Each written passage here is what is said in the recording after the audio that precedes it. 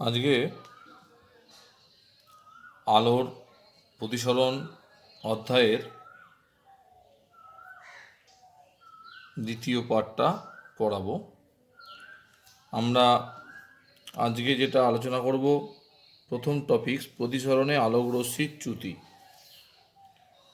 প্রতিসরণে আলোক রশ্মির চ্যুতি। প্রতিসরণে আলোক রশ্মির চ্যুতি কি আমরা একটু আলোচনা এখানে করব। আলোক রশ্মি যখন একটা স্বচ্ছ মাধ্যম থেকে অন্য স্বচ্ছ মাধ্যমে তির্যকভাবে আপায়িত হয়ে প্রতিষ্ঠিত হলে রশ্মির দিক পরিবর্তন ঘটে। আপাদিত রশ্মির অভিমুখের সঙ্গে প্রতিষ্ঠিত রশ্মি যে কোণ উৎপন্ন করে তাকে রশ্মির চ্যুতিকোণ বলে। ডেফিনেশনটা এইভাবে লিখতে পারি: আলোক রশ্মি এক স্বচ্ছ মাধ্যম থেকে অন্য স্বচ্ছ মাধ্যমে তির্যকভাবে আপাদিত হয়ে প্রতিষ্ঠিত হলে রশ্মির দিক পরিবর্তন ঘটে। আপাতিত রশ্মির অভিমুখের সঙ্গে প্রতিষ্ঠিত রশ্মির যে কোণ উৎপন্ন করে তাকে রশ্মির চ্যুতিকোণ বলে। তাহলে আমরা এখানে নির্ণয় করব, এও আপাতিত রশ্মি তির্যকভাবে অভিমুখে আপাতিত হয়েছে, পিকিউ সমতলে আপাতিত হওয়ার পর প্রতিষ্ঠিত হয়ে ওবি পথে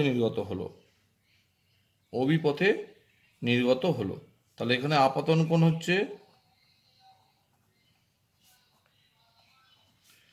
এ ও এন কোণ সমান আই কোণ। এখানে ও এনটা অভিলম্ব আর নিচে ও এন ড্যাশটা অভিলম্ব। আর প্রতিসরণ কোণ হচ্ছে বি ও এন ড্যাশ কোণ সমান আর কোণ। তাহলে এখানে আই গ্রেটার দেন আর কোণ। তাহলে বলেছে আলোক রশ্মি এক স্বচ্ছ মাধ্যম থেকে অন্য স্বচ্ছ মাধ্যমে তির্যকভাবে আপাতিত হয়ে প্রতিষ্ঠিত হলে রশ্মির দিক পরিবর্তন ঘটে। তাহলে যাওয়ার কথা ছিল রশ্মিটা এ ও পথে, ও বি ড্যাশ পথে, কিন্তু দিক পরিবর্তন হয়ে ও বি পথে নির্গত হলো। তাহলে আমাদের চ্যুতিকোণ হচ্ছে delta is equal to B dash O B কোণ equal to B dash O N dash কোণ minus B O N dash কোণ। B dash O N dash কোণ সমান বিপ্রতীপ এ ও এন কোণ। তাহলে এ ও এন কোণ minus B O N dash কোণ সমান আই কোণ মাইনাস আর কোণ। এটা হচ্ছে ডেল্টা। এই হচ্ছে আমাদের চ্যুতিকোণের রাশিমালা। তাহলে আই কোণ গ্রেটার দেন আর কোণ, চ্যুতিকোণ হচ্ছে তাহলে কত? ডেল্টা সমান বি ড্যাশ ও বি কোণ সমানই B dash O N dash কোণ minus B O N dash কোণ। তাহলে এ ও এন কোণ minus B O N dash কোণ, অতএব ডেল্টা সমান আই মাইনাস আর। এটা আমাদের চ্যুতিকোণ, বা এটাকে সিম্পলি আই মাইনাস আর লেখা যায়।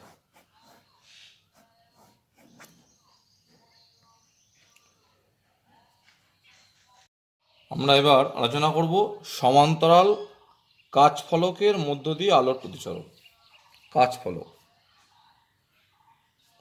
সমান্তরাল কাচফলকের মধ্য দিয়ে আলোর প্রতিসরণ। তোমরা বই থেকে এটা লিখবে, আমি জাস্ট গাণিতিক রূপটা ব্যাখ্যা করব। এ বি সি ডি একটি কাচফলক এবং এর এ বি এবং ডিসি তল পরস্পর সমান্তরাল। এ বি সমান্তরাল ডিসি। পিকিউ আলোক রশ্মি বায়ু মাধ্যম থেকে এসে এ বি তলের কিউ বিন্দুতে আপাদিত হলো। কিউ বিন্দু থেকে প্রতিসরণের পর আলোক রশ্মি কিউ আর পথে নির্গত হলো এবং সিডি তলের আর বিন্দুতে পুনরায় আপাদিত হলো। আর বিন্দু থেকে পুনরায় প্রতিসরণের পর আলোক রশ্মি আর এস পথে নির্গত হলো।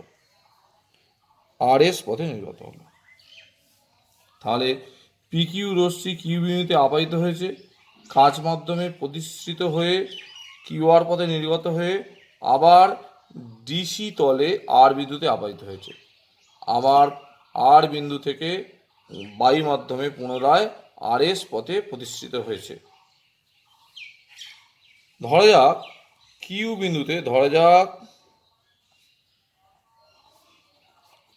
কিউ বিন্দুতে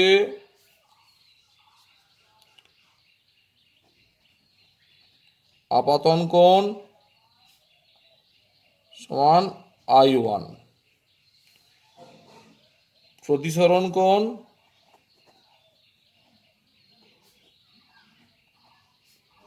R1, আর আর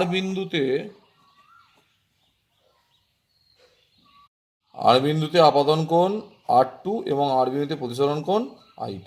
তাহলে এখানে R2 হচ্ছে আপাতন কোণ, এটা হচ্ছে প্রতিসরণ কোণ I2, আর এখানে কিউ বিন্দুতে I1 আপাতন কোণ, আর এখানে R1 হচ্ছে প্রতিসরণ কোণ। তাহলে আর বিন্দুতে আপাতন কোণ R2, আর বিন্দুতে প্রতিসরণ কোণ I2। এবার কিউ বিন্দুতে আমাদের প্রতিসরণের ক্ষেত্রে স্নেলের সূত্র অনুসারে আমরা লিখতে পারি sine I1 by sine R1 is equal to A mu G. A mu জিটা কি? বায়ু সাপেক্ষে কাঁচের প্রতিসরাঙ্ক। আর বিন্দুতে প্রতিসরণের ক্ষেত্রে স্নেলের সূত্র অনুসারে লিখতে পারি, আর বিন্দুতে এখানে R2 আপাতন কোণ I2 প্রতিসরণ কোণ, তা লিখতে পারি sine R2 by sine I2 is equal to G mu A. G mu A হলো কাঁচ সাপেক্ষে বায়ুর প্রতিসরাঙ্ক। আবার আমরা আগে পড়েছি A mu G equal to 1 by G mu A, বা A mu G into G mu A is equal to 1। তাহলে আমরা 1 নম্বর আর 2 নম্বর সমীকরণটা গুণ করে পাই sign I1 by sine R1 গুণিতক sine R2 by sine I2 is equal to 1। এবার আমরা এখানে চিত্রানুযায়ী দেখতে পাচ্ছি এই সরলরেখাটা আর এই সরলরেখাটা পরস্পর সমান্তরাল। তাহলে এইটা যদি ছেদক হয়, তাহলে এই R1 কোণ আর R2 কোণ হচ্ছে একান্তর কোণ এবং তারা সমান। তাহলে আমরা চিত্রানুযায়ী লিখতে পারি R1 সমান R2, তাহলে sine I1 by sine I2 is equal to 1। তাহলে সাইন I1 সমান সাইন I2, অতএব I1 সমান I2। I1 সমান কি? I2। তাহলে আমরা এখান থেকে কী লিখতে পারলাম? I1 সমান যদি I2 হয়, মানে এই কোণটা আর এই কোণটা পরস্পর সমান। তাহলে এতে কী বলতে পারি? যে আপাতিত রশ্মি পিকিউ এবং শেষ প্রতিষ্ঠিত রশ্মি RS পরস্পর সমান্তরাল। অর্থাৎ আলোক রশ্মির গতিপথে কোনো যদি সমান্তরাল ফলক রাখা হয়, তাহলে আলোক রশ্মির কোনো চ্যুতি ঘটে না, কেবল পার্শ্ব সরণ ঘটে। এই যে পার্শ্ব সরণ RX, তাহলে আমরা নেক্সট নির্ণয় করবো এই পার্শ্ব সরণের মানটা। তাহলে আলোক রশ্মির গতিপথে যদি কোনো কাচের ফলক রাখা হয়, আলোক রশ্মির কোনো চ্যুতি ঘটে না, তারা কেবল পার্শ্ব সরণ ঘটে। তাহলে আমরা ল্যাটারাল ডিসপ্লেসমেন্ট বা পার্শ্ব সরণ নির্ণয় করব। এখানে এই যে পি কিউ রশ্মি আপাতিত হয়ে RS পথে নির্গত হয়েছে, তাহলে পার্শ্ব সরণ হচ্ছে RX। RXটা হচ্ছে আমাদের পার্শ্ব সরণের পরিমাপ। তাহলে পি কিউ এর বর্ধিতাংশের উপর আর বিন্দু থেকে RX লম্ব টানা হলো। সুতরাং RX দৈর্ঘ্যই আপাতিত রশ্মি পি কিউ এর পার্শ্ব সরণের পরিমাপ। তাহলে আমরা ধরে নিচ্ছি, ধরা যাক কাচ ফলকের বেধ হচ্ছে টি। তাহলে এখন আমরা লিখতে পারি, তাহলে কাচ ফলকের বেধ টি, তাহলে আমরা লিখতে পারি সাইন আর কিউ এক্স। তাহলে এটা সমকোণী ত্রিভুজ, তাহলে RX হচ্ছে লম্ব বাই ভূমি QR। তাহলে RX সমান QR ইন্টু সাইন আর কিউ এক্স। আবার আর কিউ এক্সটা চ্যুতি কোণ, এটা আমরা জানি, এটার মান I1 মাইনাস R1। তাহলে RX is equal two QR into sine I1 minus R1। আচ্ছা, এবার আমরা এখান থেকে নির্ণয় করবো এই ত্রিভুজ হতে cos R1 সমান ভূমি QT বাই অতিভুজ QR। cos R1 সমান QT বাই QR। QT হচ্ছে বেধ, তাহলে T বাই QR। তাহলে T সমান কত? QR সমান T বাই cos R1। এবার RX সমান আমরা বসিয়ে দেবো এই সমীকরণে QR এর জায়গায় T by cos R1 into sine I1 minus R1। এবার আমরা এটাকে এই sine A minus B formula ফেলবো। R X equal to T into sine I one cos R one minus sine R one cos I one by cos R one, বা T is equal to sine I one minus sine R one গুণিতক cos I one by cos R one. এখন বায়ু সাপেক্ষে কাঁচের প্রতিসরাঙ্ক mu হলে mu, তাহলে mu সমান আমরা স্নেলের সূত্র অনুসারে কি জানি, sine I one by sine R one. তাহলে সাইন আর ওয়ান সমান কত, sine I one by mu. তাহলে আমরা এবার এখানে যেটা করবো কস আর ওয়ান তাহলে নির্ণয় করবো, কস মানে root over one minus sine square R one. Sine square R ওয়ানের মানটা আমরা বসাবো, আগে যেটা পেলাম সাইন আর ওয়ান সমান পেয়েছি sine I one by mu. তাহলে আমরা এখান থেকে পেলাম one minus sine square I one by mu square. এটাকে আমরা লসাগু করলে আমরা পাচ্ছি root over of mu square minus sine square I one by mu. এবার আমরা এই ফর্মুলায় ফেলে দাও, আর x is equal to t গুণিতক সাইন আই ওয়ান, ওখানে আমাদের ছিল হচ্ছে সাইন আর ওয়ান, সাইন আর ওয়ানের জায়গায় আমরা বসিয়ে দিয়েছি sine I one by mu, হ্যাঁ, into cos I one by root over mu square minus sine square, এটা আই ওয়ান হবে, ইন্টু মিউটা ওপরে চলে গেল, তাহলে মিউ মিউ কেটে গেল। তাহলে আমাদের হলো R x is equal to T into sine I one one minus cos I one by root over of mu square minus sine square I one. তাহলে আমি আর একবার লিখি, R x is equal to T sine I one into one minus cos I one by root over of mu square minus sine square I one. এই হচ্ছে আমাদের পার্শ্ব সরণের রাশিমালা, এটা হচ্ছে আমাদের পার্শ্ব সরণ। তাহলে পার্শ্ব সরণ কার কার উপর নির্ভর করছে, টি ফলকের বেদ, আপাদন কোণ, আই ওয়ান হচ্ছে আপাদন কোণ, মিউ আছে এখানে কারণ উপাদানের প্রতিসরাঙ্কের উপর নির্ভর করছে। তাহলে এই তিনটের ওপরই নির্ভর করে। তাহলে আর এক্স পার্শ্বনের মান নির্ণয় করে ফলকের বেদ, আপাদন কোণ, আর মিউ হচ্ছে ফলকের বা উপাদানের প্রতিসরাঙ্ক।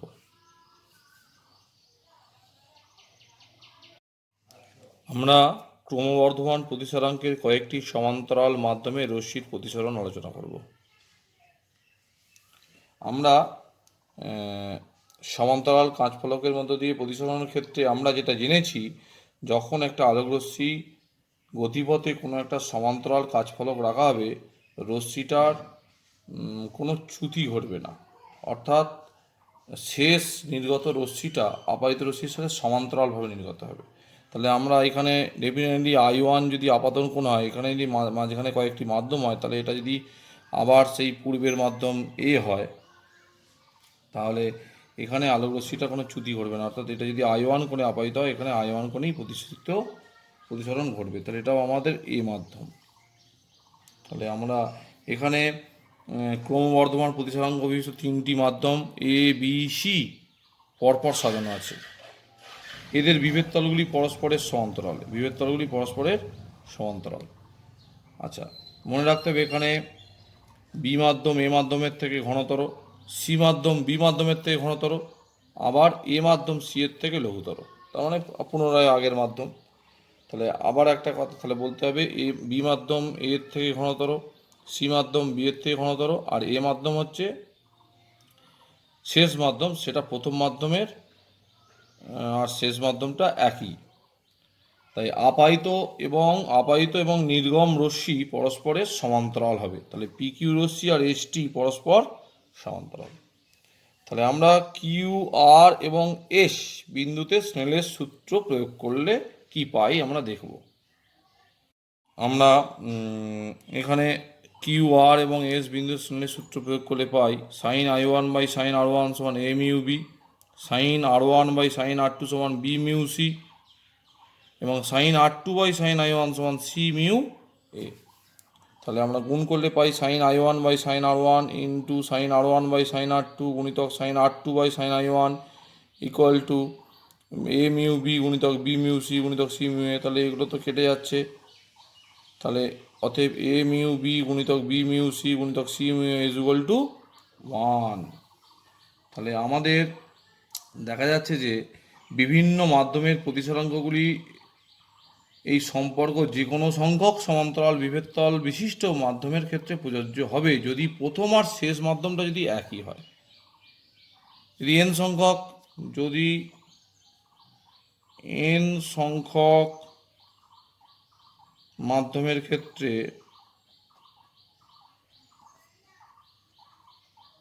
আমরা লিখতে পারি এ মিউ বি গুণিতক বি মিউ সি গুণিতক সি মিউ এ গুণিতক dot dot dot dot N mu A is equal to 1, N mu A is equal to 1 আমরা এটা লিখতে পারি। বা আমরা এটা যদি এ বি সি না ধরে 1 2 3 ধরি তাহলে এটা ওটাই বেটার হবে। আমরা যদি এইটা না লিখে এইটার বিকল্প হিসেবে আমরা লিখি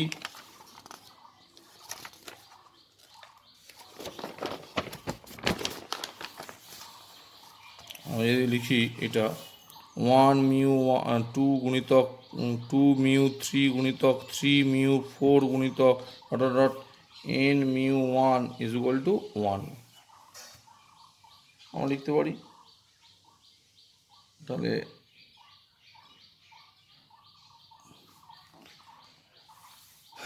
তাহলে আমরা এখন যেটা লিখতে পারি, যদি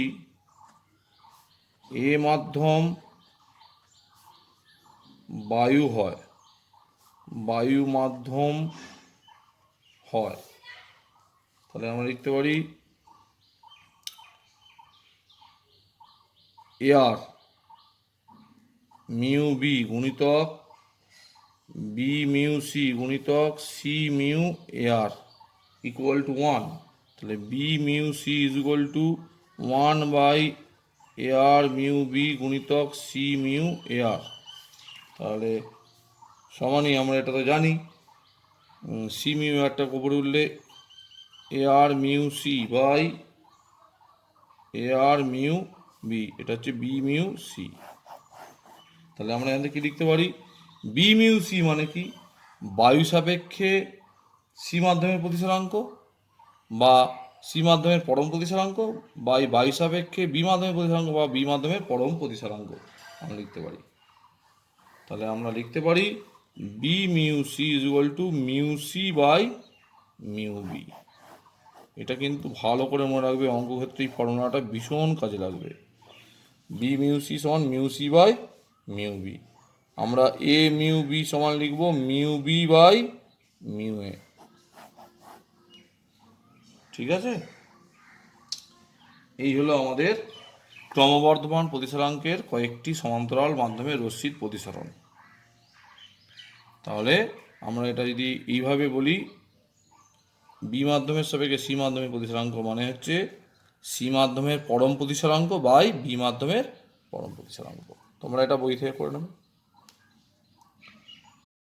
স্নেলের সূত্রের সাধারণ রূপ, যদি আলোক রশ্মি যদি এক মাধ্যম থেকে দুই মাধ্যমে প্রতিষ্ঠিত হয় তাহলে আপাতন কোণ I1 আর প্রতিসরণ কোণ হচ্ছে I2। আমরা এখানে প্রতিসরণ কোণকে R দিয়ে লিখি, কিন্তু এখানে I2 দিয়ে লিখছি ফর্মুলাটা মনে রাখার জন্য। তাহলে sine I1 by sine I2 স্নেলের সূত্র অনুসারে, তাহলে sine I1 by sine I2 সমান 1 মিউ 2। আচ্ছা, 1 মিউ 2 হচ্ছে এক নম্বর মাধ্যমের সাপেক্ষে 2 নম্বর মাধ্যমের প্রতিসরাঙ্ক।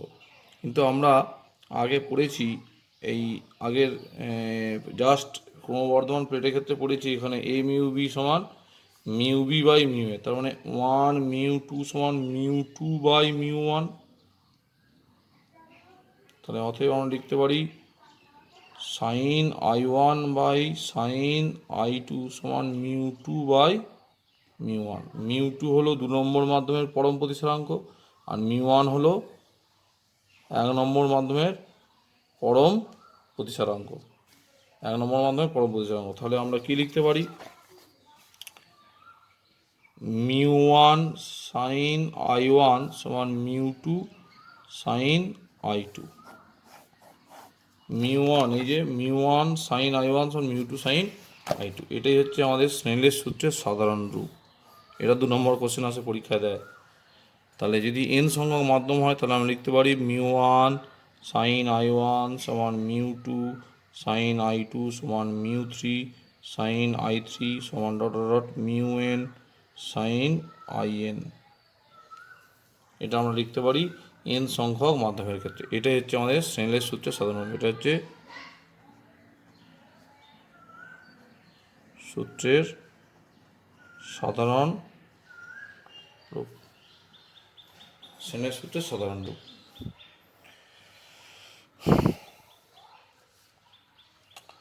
আমরা একটা জিনিস আলোচনা করব, আলোকীয় পথ। আলোচনা করব আলোকীয় পথ বা আলোকীয় পাথ, অপটিক্যাল পাথ কাকে বলে একটু আগে বলি, তোমরা মন দিয়ে এই লেখাটা লিখে নেবে, আমি লিখছি না। লেখো, কোনো নির্দিষ্ট সময়ে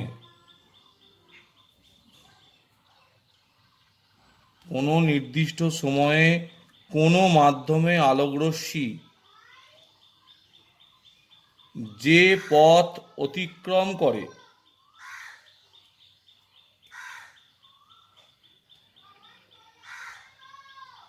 ওই নির্দিষ্ট সময়ে আলোকরশ্মি বায়ু বা শূন্য মাধ্যমে যে পথ অতিক্রম করবে তাকে ওই মাধ্যমে তুল্য আলোকীয় পথ বা সমতুল্য বায়ুপথ বলা হয়। Optical path or equivalent air path. তাহলে আরেকবার বলছি ডেফিনেশনটা। কোনো নির্দিষ্ট সময়ে কোনো মাধ্যমে আলোকরশ্মি যে পথ অতিক্রম করে ওই নির্দিষ্ট সময়ে আলোকরশ্মি শূন্য বা বায়ু মাধ্যমে যে পথ অতিক্রম করবে তাকে ওই মাধ্যমে তুল্য আলোকীয় পথ বা সমতুল্য বায়ুপথ বলা হয়। তাহলে আমরা এটা একটু লিখে নিই। মনে করি মিউ প্রতিসরাঙ্ক যুক্ত কোনো মাধ্যমে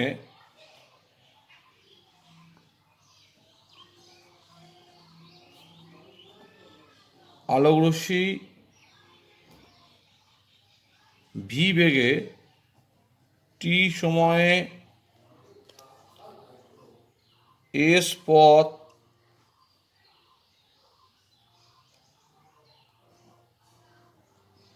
অতিক্রম করলে টি সমান এস বাই ভি আমরা লিখতে পারি। মিউ প্রতিসরাঙ্কযুক্ত কোনো মাধ্যমে আলোকরশ্মি ভি বেগে টি সময়ে এস পথ অতিক্রম করলে টি সমান এস বাই ভি আমরা লিখতেই পারি।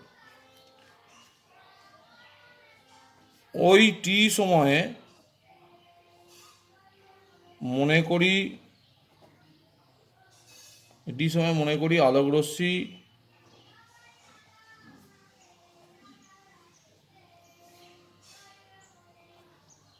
শূন্য মাধ্যমে v0 বেগে s0 পথ অতিক্রম করে। এক্ষেত্রে s0কে এস পথের তুল্য পথ বা